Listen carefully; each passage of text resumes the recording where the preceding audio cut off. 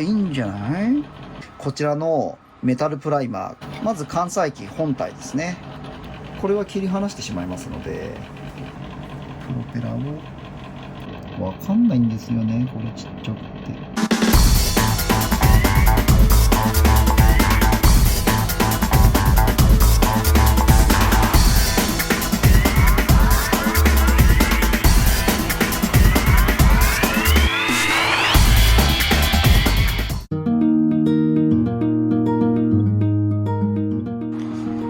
はい、まず関西機と内家庭の製作を最初に始めたいんですが、今回ねポントスモーテルのエッジングパーツを使いますので、このエッジングパーツを一通りですね、メタルプライマーで、下地処理をしていきたいと思います。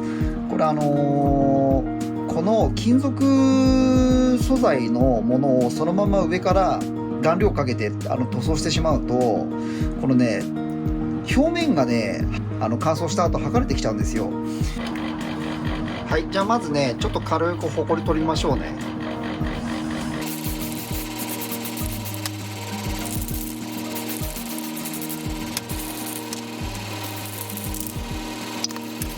関西機と内家庭のパーツをランナーから取り外す前に、プラモデルってこうやってランナーの種類が何組かあるじゃないですか。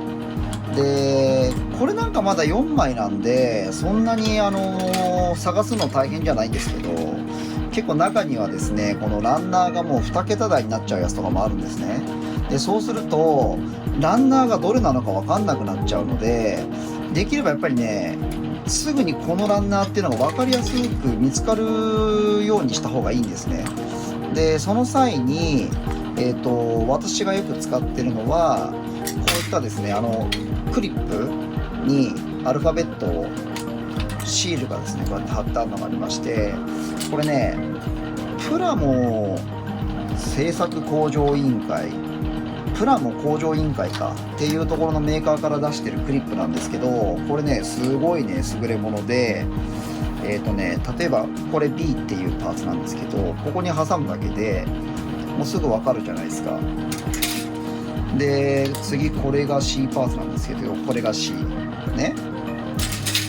で次が D パーツなんですが、D ランナーなんですが D でしょ。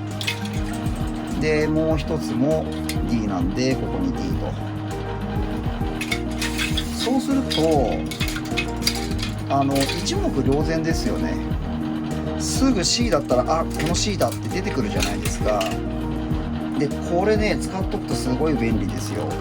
じゃあ始めていきましょう。もうねこれ私3席目なんで、このおおよそ説明書とか見なくてももうなんとなく覚えちゃってるんですけど、まずですね関西機に必要なパーツの切り出しを行っていきたいと思います。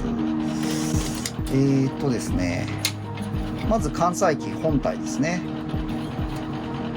であとですねフロートが左右につきますので、フロートが左右つきます。フロートが左右、これ気をつけてくださいね。ここフロートを支えるちっちゃいパーツが出てますので、これ誤って切り落としちゃうとこれ修復するのかなり厄介だと思いますんで、これね気をつけてください。本当切り落とさないように気をつけてください。であとプロペラなんですけど、これプロペラだけですねエッジングパーツがついてるんで、ただねこのプロペラもですね先端のここのですねこのスピンドルだけ使うんですよ。この羽というかプロペラのこのフィン自体はこれは切り離してしまいますので、後でちょっとこれ加工しますんで。ちょっと部品小さいんでこういうね細かいやつ、例えばプロペラなんかもそうなんですけど、こういうのはなくす前にね小皿とかに入れといた方がいいですよ。できたね。で2機目完成と。あとちょっとプロペラつけるんですけどエッジングパーツとか一緒に組み込むんで、ちょっとその時に合わせてやっちゃいましょう。で次内家庭ですね。内家庭家庭はこれだ。これとちょっと見ていただくと分かるんですけど、分かります？こういうところとかこういうところもそうですし、あとここもそうですよね。こうランナーがここに入ってるんですけど、結局これを処理するためにこの1段階奥に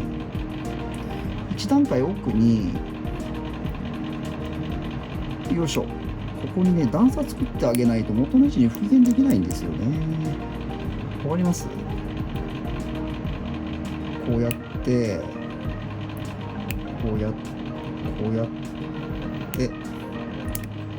やんないと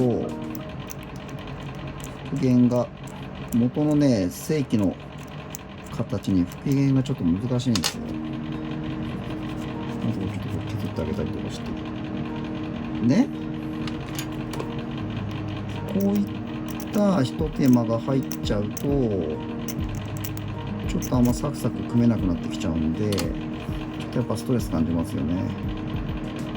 結局船半分中に入っていっちゃうんで見えなくなったりとかもするんですけど、でもまあね、本当こういうとこちゃんと作ってあげたいですよね。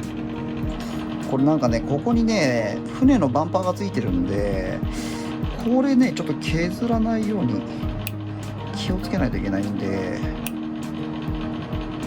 これ削っちゃうとねちょっと形を修正するのに結構騒ぎになっちゃいますから。いいんじゃない？綺麗に仕上がりましたね、こっちはね。どうですか、ほらねほら綺麗に仕上がったでしょ。はい、綺麗に仕上がりました。白なんでこういうのはね流し込み接着剤でやるのがいいですよ。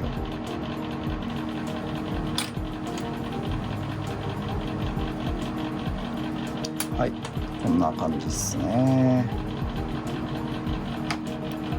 これでもう一石終わりですよ、ね。いわゆる通常のヤスリ、鉄ヤスリに関してはこの目詰まり取ってあげればまた再度ね切削能力復活しますのでメンテナンスする必要があるんですね。でこれよく見るとヤスリほとんどそうだと思うんですけど、これねよく見るとね分かります？目がこっち方向に向かって走ってるじゃないですか。目がこっちに向かって走ってるんですよ。こう走ってるんですよね。でこういう場合はですね、こういうねワイヤーブラシ使ってこの目に沿って落としてあげるんですよ。この目に沿って削れたプラスチックの粉がこの中に目詰まりして詰まっちゃってるので、こうやってね落としてあげるんですよ。そうするとねまた再度復活しますんで。でね、磨いたその瞬間からなんかね取れてる感があるんですよね。実際目で見てわかるんで取れるのがね。であとこういった棒ヤスリなんかもよく見るとこれなんかもこっちに入ってるんですよね。だからこれもやっぱり同じようにその線に沿って取ってあげると、はい、こんな感じですね。これでまた切削能力が上がりますのでベストな状態になると。さっきねメタルプライマーかけたエッジングパーツがですねだいぶもう乾いてきましたんで、一応今回関西機とかに使うやつだけ残して、あとはしまってしまいますか。この辺の部品ですね、この辺の部品使いますんで残りはまたしまってしまいましょう。でエッジングパーツを作るのにまずねカッティングマットでデザインナイフですね。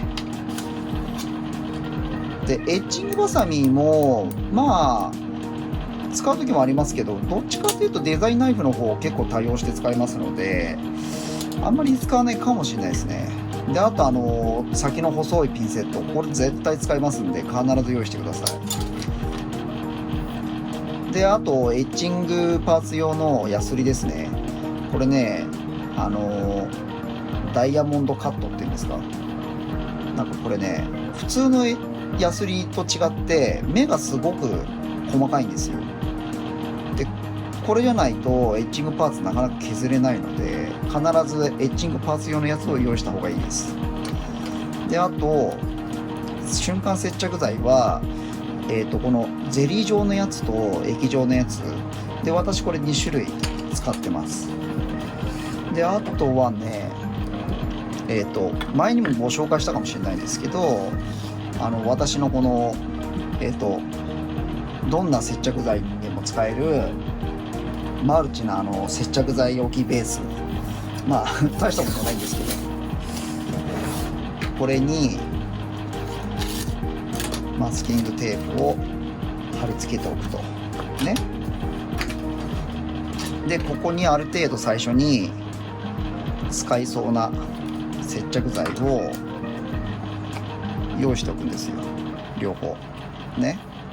そうするといつでも使いたい時に瞬時に使えると。であとこれ私使ってるやつなんですけど、これね下村アレックのグルーニーっていう製品なんですけど、これねすんごいんですよ。めっちゃくちゃ幅の狭いステンレスの棒が先にこうヘラみたいになってくっついてて、これをですねこう接着剤つけたいところにつけてあげるんですけど、このフロートの付け根のところに接着剤つけたいとするじゃないですか。そうすると接着剤を取っといて、この先端の先につけといてここに塗布してあげるということができるんですね。で無駄なところに接着剤がつかなくて済みますので、これねものすごいおすすめですよ。もう今ね私エッジングパーツつけるのにこれなしではねもう作業できないですね。これ下村アレックのグルーニーっていう製品です。これおすすめなんでぜひ使ってみてください。大概エッジングパーツを使う時って添付されてる説明書に、例えばですねこのフロートだと348番使えっていう表記があるじゃないですか。でこれはつまりこの番号で言うとこれですね348番のこの部品を使えっていう指示なんですね。なのでこれを切り出すと。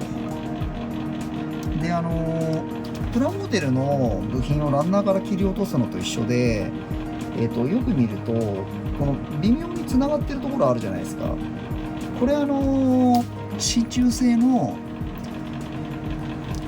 エッジングパーツであれば簡単に切り外せますので、デザインナイフで切り落とすと。でよく見るとちょっと切ったところの角とか立っちゃってるじゃないですか。でこれを先ほどのエッジング用のヤスリで研いでいくんですよね。そうするとほらなくなったでしょ。で反対側も同じようにヤスリをかけてあげるとね。そうするとここでパーツもう出来上がりなんですよ。パーツがこれで出来上がり。わかります？今ここにくっつけたんですけど、これねこうやって入るんですね。でここに先ほどのこのブルーニーを使ってこうやってね点付けしてあげるんです。あんまりねドバッとつけない方がいいですよ。ほんと点付け、ほんと気持ちね点付けで構わないでつけてあげるんですね。ちょっとこれ外れませんから。であとほっといても大丈夫なんで。じゃあね次ねちょっとプロペラをやっていきたいんですけど、これね結構やばいやつなんで、ちょっとね無心になりますね。ちょっとまずね羽を落とすんですよ。羽を落とす。よいしょ。でこれ部品すっごい小さくなるんでほんと気をつけてくださいね。本当にね羽を切り落とすだけなんで、羽を切り落とすだけなんですよ。でこれなんですよ部品が。これ使うのはこれだけ。ちょっと平らに削っといてあげて、でゼリー状の瞬着をつけてあげると。であったあったあった。でプロペラをちょうど真ん中にあてがってあげるとね。でまた今度ねこの次のやつもねこれなくすとやばいやつなんですよ。これもねちょっと先端にちょぼっとだけこうつけといてあげて、でもうこういうね地味な作業の連続なんですよね。よっこいしょ。ついた。どうすかね。はい、つきました。一応ね基本的にはこれで完成なんですよ。だからちょっとまだ細かい部品あるんですけど、ちょっと塗装入れたりとかした後にまたやりますんで。はい、製作終わりました。でもうこの辺のね関西機とか乗っけるための土台ですね。これ後ろの後部デッキのレールの上に乗っかるんですけど、この辺のももうあらかじめ作ってしまいましたので塗装の方を行っていきましょう。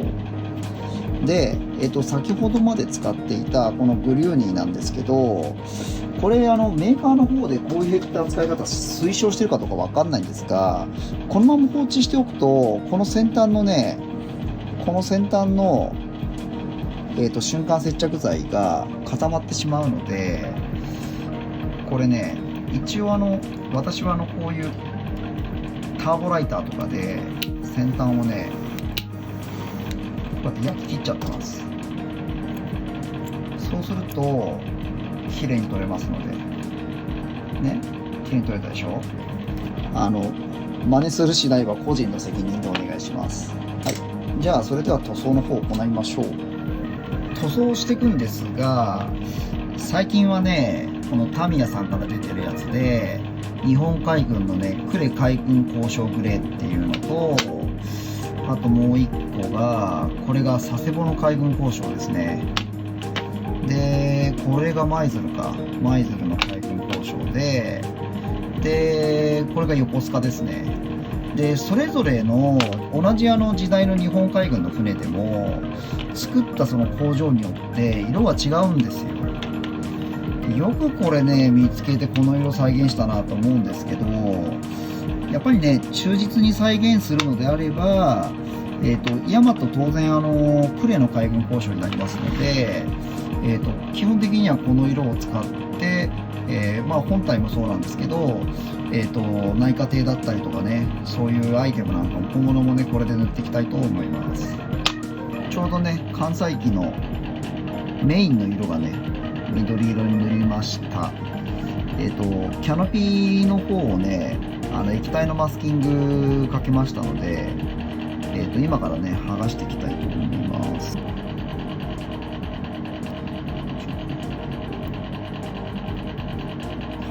い、取れましたね。このね尾翼の部分にもマーキングが入るんですよ。一応これ長谷川のデカールなんですけど、ドライデカールっていう商品なんですが、これでねちょっと再現していきたいと思います。よいしょ。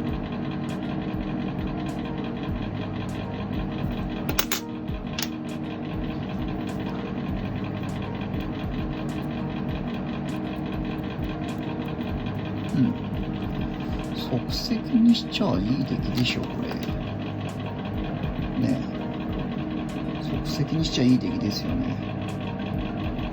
これね、もともとついてるデカールがこれシールなんですよね。でちょっと厚ぼったくなっちゃうんで、こちらのですねちょっと水転写デカールのものから、流用して使いたいと思います。できました。どうですか。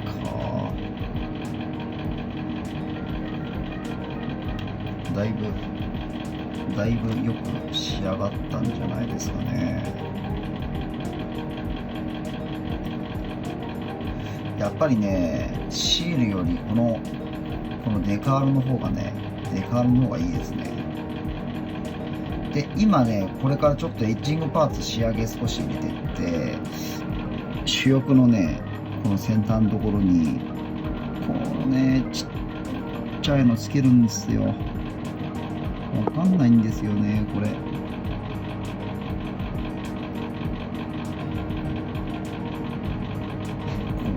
うだ。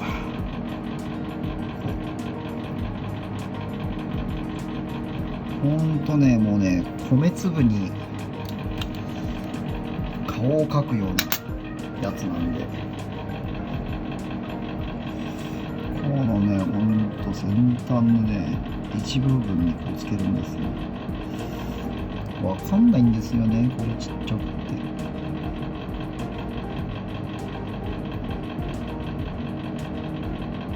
ここか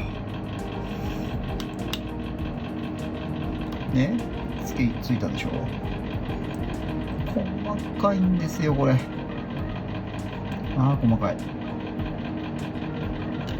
一応内家庭の方も塗装終わってまして、でここにですねもう塗装してあるんですけど、ちょっとねこういってねオールをつけます。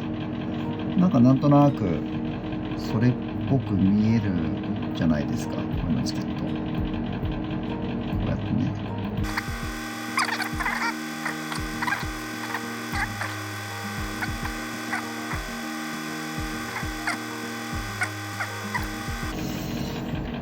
どうですか。ちょっとオールをつけてみました。はい、こんな感じです。はい、完成しました。